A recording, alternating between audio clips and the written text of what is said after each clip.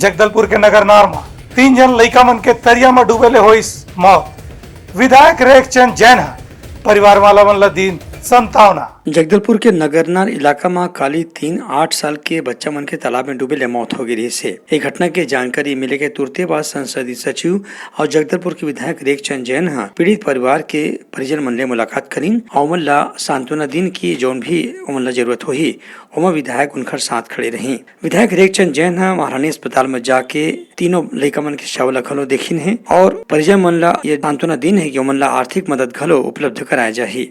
गोदी मुंडा तालाब में 3 स्कूली बच्चे नहाने गए थे और पानी में डूबने के कारण उनका आकस्मिक देहांत हुआ है।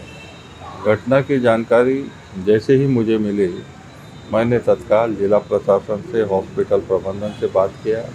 हमारे मुख्यमंत्री भूपेश बघेल जी को इस घटना की जानकारी दी। मुख्यमंत्री जी और हमने मुझे निर्देश दिया कि तत्काल जाके पूरी कार्रवाई करो। तो हॉस्पिटल पहुंचकर मैंने देखा कि सब बच्चों की डेथ हो चुकी थी। तत्काल पोस्टमार्टम करवाकर डेड बॉडी को लेकर नगरनार उनके परिजनों के पास गया।